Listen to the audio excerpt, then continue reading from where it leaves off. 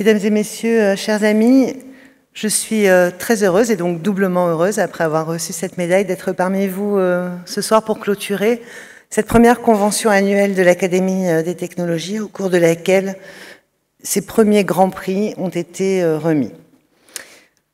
Comme au théâtre, les premières ont toujours cette saveur caractéristique de la mise à l'épreuve et de l'expérimentation.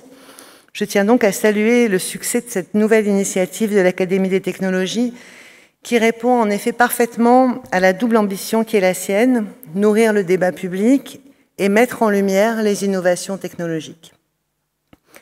Communiquer, réfléchir ensemble, renforcer la visibilité et la lisibilité de la culture scientifique, technique et industrielle sont en effet des leviers majeurs de l'innovation, car l'innovation ne peut s'épanouir, ni même se penser, à rebours de la société, qui doit en être à la fois l'inspiratrice, le creuset et l'accélérateur. Par ailleurs, comme toute première, la Convention 2017 est celle qui donne le ton, et c'est sous le signe de l'intelligence collective que l'Académie a placé cette première édition en nouant un partenariat avec les grands acteurs du monde industriel, les associations, les fondations, la BPI, et je tiens à tous vous remercier d'avoir répondu présent à cet appel. Pour cette première convention, vous avez choisi de mettre en valeur la filière agroalimentaire et ses liens avec l'innovation, et ce choix présente une certaine forme d'évidence. En effet, l'agroalimentaire est le premier secteur économique français, avec un chiffre d'affaires de 172 milliards d'euros. Il est l'employeur industriel de plus de 427 000 salariés, exportateur net. Le secteur est néanmoins soumis à une concurrence internationale féroce et donc face à une ardente obligation d'innover. Ce fleuron de l'industrie française fait partie du quotidien des Français, d'abord parce qu'il est un grand pourvoyeur d'emplois de proximité, mais aussi parce que dans le secteur agroalimentaire, les technologies innovantes quittent les laboratoires et les usines pour mieux s'inviter à nos tables. Plus généralement, le geste le plus anodin, se nourrir, contribue aussi à façonner la planète et la santé, ce qui impose d'appréhender la chaîne globale au sein de laquelle s'insère l'agroalimentaire, et là encore, d'innover. On ne peut pas penser les défis de la filière agroalimentaire sans penser ceux de l'agriculture. Celle-ci doit nourrir une population mondiale croissante avec des aliments en quantité, mais également en qualité reconnue. Elle doit prendre en compte l'évolution forte de la demande des consommateurs et des pratiques alimentaires. Et de manière urgente, elle doit progresser dans la voie des transitions énergétiques et écologiques, en s'adaptant aux contraintes des évolutions climatiques, tout en contribuant plus que par le passé à la réduction de la production de gaz à effet de serre. Dans le cadre de la COP23, le président de la République a rappelé que les équilibres de la planète sont au bord de la rupture, comme le traduisent le réchauffement des océans ou la disparition de nombreuses espèces. Et c'est donc l'ensemble de l'humanité qui est aujourd'hui touchée. C'est pourquoi il est essentiel que les questions de sécurité alimentaire, de durabilité des systèmes alimentaires soient à notre agenda commun. Les États généraux de l'alimentation, voulus par le président et conduits sous la responsabilité du ministère de l'Agriculture, se déroulent en ce moment et traitent notamment ces questions en mobilisant nombre d'acteurs présents ce soir. Le sommet One Planet Summit, annoncé au G20 de juillet dernier par le président de la République et qui se tiendra le 12 décembre prochain pour les 2 ans de l'accord de Paris, mettra lui aussi en valeur l'importance de l'adaptation au changement climatique et le rôle de l'innovation en agriculture. Votre convention intervient donc fort à propos en mettant en avant des réussites en innovation dans le secteur de l'agroalimentaire. Ce secteur de l'agroalimentaire est traversé par des évolutions fortes qui appellent à ce que l'on reconçoive en profondeur les systèmes de production. Comment, sans cette reconception et sans innovation majeure, tendre vers une agriculture produisant suffisamment, mais n'utilisant plus ou moins de produits phytosanitaires de synthèse sur les productions végétales ou d'antibiotiques dans les productions animales, par exemple. Le secteur agroalimentaire est un système complexe qui conjugue donc haute technicité, réglementation sanitaire et environnementale et attente du consommateur, la traçabilité, l'impact environnemental, le respect de l'animal, les bienfaits des aliments, leur valeur patrimoniale. Les exigences à satisfaire, vous le savez mieux que moi, sont multiples. Mais cette somme de contraintes fait de l'innovation agroalimentaire un véritable travail d'équilibriste. Et plutôt qu'un carcan, les start-up, les PME, les groupes sélectionnés ce soir ont vu dans cet ensemble de règles et d'aspirations un terrain d'expression, un ferment pour l'innovation.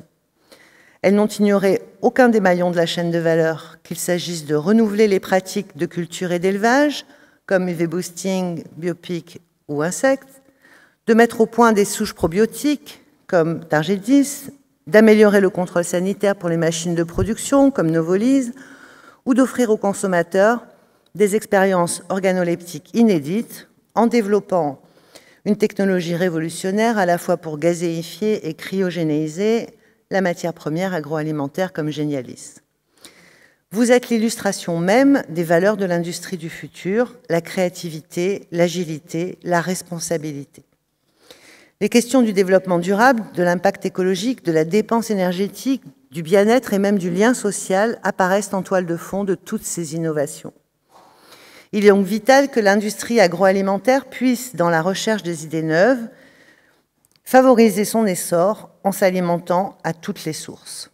Recherche en entreprise, recherche publique, organismes d'excellence comme l'INRA, c'est la recherche qui détient en effet la réponse à de nombreux défis de l'agriculture et de l'agroalimentaire. La connaissance des végétaux, de la vie des sols, des ferments, des microbiotes, mais aussi des consommateurs.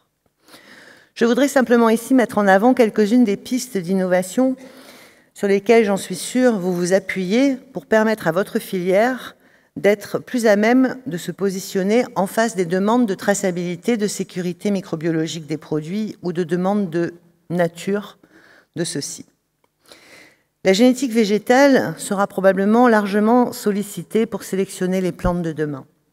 Il s'agit de cultiver une plus grande diversité d'espèces, mais également de privilégier des variétés efficientes dans la transformation des intrants, plus adaptées aux contraintes environnementales, plus résistantes aux pathogènes, permettant ainsi de s'affranchir au moins en partie du recours aux phytosanitaires. Les biotechnologies sont des parties prenantes naturelles de ces évolutions. Il faut évaluer leurs apports potentiels et progresser sur la réflexion de leur place dans le concert des technologies, et j'y reviendrai.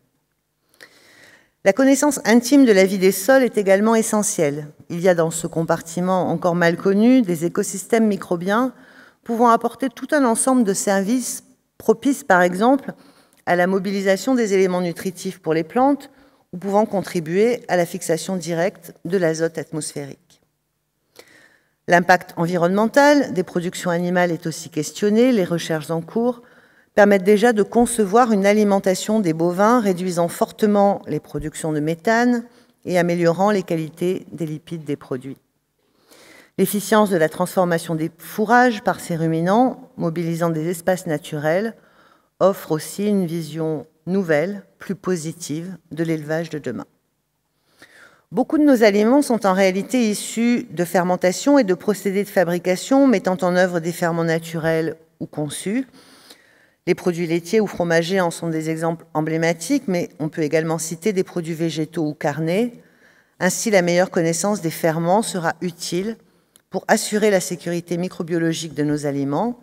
Et là encore, les recherches en génomique, en biotechnologie, permettent aujourd'hui d'élaborer des outils de suivi et de traçabilité des procédés traditionnels et de contribuer à la confiance du consommateur. Les connaissances fines des microbiotes intestinaux humains doivent également progresser. Il en est attendu à la fois une meilleure vision des processus de digestion des aliments pour assurer une meilleure santé humaine et l'ouverture de champs entiers de sécurité nutritionnelle comme de protection de la santé. Bien sûr, tout ceci est loin d'être exhaustif. De nombreuses questions de recherche sont pendantes et nécessitent un investissement de plus long terme et parfois de nature très fondamentale. J'ai remis la semaine dernière un prix à un jeune bioinformaticien de l'INRA, Florian Momus, qui mène des recherches en paléogénomique. A priori, l'histoire du génome, il y a 1,8 million d'années, nous entraîne bien loin de l'industrie agroalimentaire. Et pourtant, En décrivant la régulation coordonnée de l'expression des gènes de maturation des fruits, ces travaux ouvrent en réalité de nouvelles perspectives à la sélection végétale. Entre l'aventure scientifique des chercheurs et les aventures entrepreneuriales que vous menez à la tête de vos start-up, de vos PME, de vos grands groupes, il y a pour moi des résonances évidentes. L'audace, la créativité, l'agilité, la ténacité sont des valeurs que vous partagez. Voilà un état d'esprit commun qui plaide en faveur d'un dialogue nourri et d'une multiplication des initiatives entre la recherche et l'innovation. La politique que je mène en matière de recherche et d'innovation part de ces constats et s'attache en particulier à dynamiser la recherche partenariale et la prise d'initiative au croisement des disciplines et des cultures. L'innovation éclot en effet au carrefour et aux interfaces, dans ces zones de contact entre les savoirs, entre les compétences, entre les personnes, et l'Académie des technologies le sait bien, elle qui a à cœur de produire des réflexions inédites en croisant les points de vue les plus divers, à l'image de l'auditoire pluriel présent ce soir, qui mêle industriels, étudiants, chercheurs, professeurs. Le décloisonnement est l'une des clés de l'innovation et le rôle de l'État sera de soutenir cette dynamique de circulation des hommes et des savoirs. Pour accompagner ce mouvement de dissémination jusqu'au transfert et aux produits qui trouvent, in fine, son marché, il faut bien sûr que les frontières entre la recherche publique et l'entreprise soient davantage perméables. Cette ambition nécessite d'encourager la mobilité des chercheurs, dans les deux sens, de favoriser les contrats de recherche partenariale et d'assouplir les règles de propriété intellectuelle. Sachez que nous nous y attacherons. Mais le couple recherche-entreprise ne constitue pas à lui seul un écosystème d'innovation. Il est évidemment indispensable de l'articuler à la formation. En effet, le XXIe siècle, qui voit les cycles d'innovation se raccourcir, exige à la fois un haut niveau de savoir et des têtes bien faites qui auront moins agrégé des connaissances qu'appris à apprendre. Le temps des accélérations appelle un nouveau rapport au savoir. L'innovation de demain sera le fruit d'esprits agiles qui sauront s'adapter aux changements constants de paradigme et se former tout au long de leur vie. Et notre pays a une chance immense. Il abrite des champions industriels, des champions de la recherche et des champions de la connaissance. Je suis convaincue que plus que tout autre dispositif, c'est le rapprochement de ces talents, entrepreneurs, docteurs, ingénieurs, chercheurs, enseignants-chercheurs, qui constitue la clé de l'innovation. C'est pourquoi les sites universitaires et d'enseignement supérieur au sens large, articulés avec les organismes nationaux, incarnent pour moi l'espace-temps le plus favorable au développement des idées neuves ou disruptives. C'est à cette échelle qu'il faut penser la mise en présence concrète, réelle, des PME, des start-up, des grandes écoles, des universités, des laboratoires. Nous devons créer des campus, des écosystèmes complets d'innovation, des espaces d'expérimentation rapides, agiles et innovantes. Rapprocher l'entreprise, la formation et le laboratoire, c'est articuler le penser, le faire et l'agir.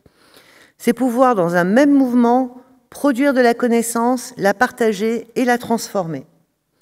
L'étudiant entrepreneur, le chercheur entrepreneur ne sont déjà plus des figurants sur la scène de l'innovation, au contraire. Mais ils ont tous les atouts pour tenir le premier rôle au moment où les deep tech décollent et deviennent un moteur d'innovation au sein des filières, comme cela a été illustré ce soir. Cela implique bien sûr que la culture entrepreneuriale, la culture éducative, la culture scientifique évoluent toutes trois de concert. Cette transition, elle repose sur une transformation globale de la société. Cette frontière culturelle est l'ultime limite qui doit être repoussée si nous voulons faire de notre pays un leader de l'innovation. Et comme toute conquête, elle repose sur la confiance. Confiance dans notre capacité à surmonter l'échec, à expérimenter, à rebondir, à prendre des risques, à se montrer audacieux. Confiance aussi dans nos valeurs qui se réinventent sans perdre leur essence. Confiance enfin dans notre talent, dans notre génie et dans sa source, la science. La recherche est parfois prisonnière de craintes et de défiances qui freinent son développement. Les biotechnologies souffrent notamment de fortes réticences liées à la manipulation du vivant. Bien sûr, notre histoire des idées s'est construite sur le doute, érigé en méthode par Descartes.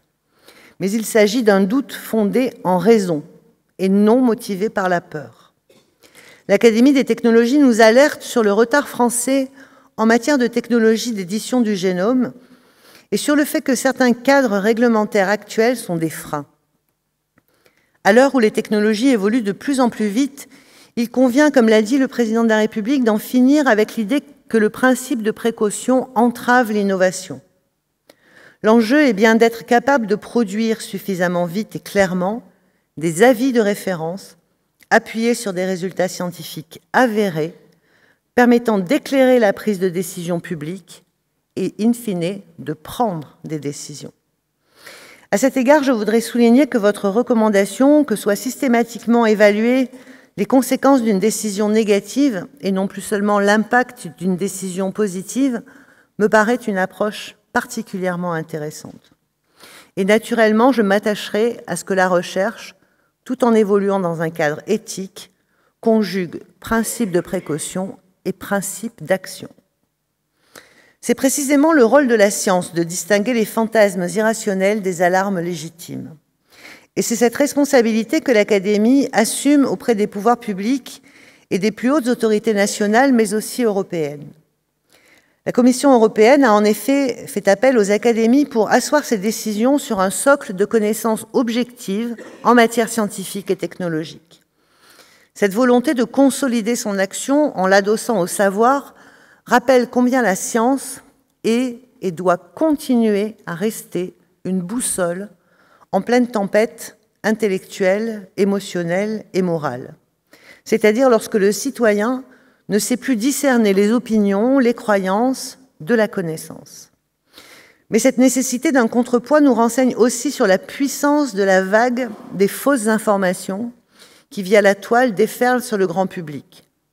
Car l'ère du soupçon semble avoir pris le pas sur le positivisme et la confiance. Il est donc essentiel de restaurer le pacte de confiance entre la science et la société en revivifiant notre vision du progrès. C'est tout à fait le sens de la devise de l'Académie des technologies qui œuvre pour un progrès raisonné, choisi et partagé. Il ne s'agit pas d'un progrès aveugle et effréné, mais d'un progrès éclairé et orienté, éclairé par une réflexion collective qui convoque tous les points de vue, orienté par des valeurs partagées. Le progrès au XXIe siècle n'est ni le retour à un âge d'or disparu, ni une utopie figée dans un horizon inaccessible. C'est un projet de société, toujours en mouvement, évolutif, dynamique, qui se réinvente en permanence au fil des découvertes, des opportunités et des renoncements. Le progrès n'a pas vocation à rejoindre un idéal qui lui préexisterait. Ce sont les actes que nous posons chaque jour, ce que nous entreprenons collectivement, les choix que nous opérons ensemble, qui lui donnent son vrai visage. Avant de conclure cette intervention, je souhaite féliciter très chaleureusement les lauréats qui illustrent si bien la capacité d'entreprendre française. Et je veux aussi remercier l'Académie des technologies pour cette convention qui permet de comprendre et de mettre en lumière les différents ressorts de l'innovation et de toucher du doigt ce qu'il faut améliorer. L'Académie n'est pas en reste d'initiative et je m'en réjouis, tant au plan européen qu'au plan national. Et je pense en particulier à votre proposition de créer une maison des technologies avec la NRT, qui me paraît une initiative très prometteuse. Je voudrais enfin que la confiance reste le maître mot de cette soirée, car je sais que les acteurs de la recherche, de la formation, de l'industrie disposent de tous les atouts pour innover et réussir ensemble. C'est un pari que je fais avec vous, un pari sur l'humain, sur son potentiel de créativité, d'audace et de partage que vous incarnez tous en étant ici ce soir. Je vous remercie.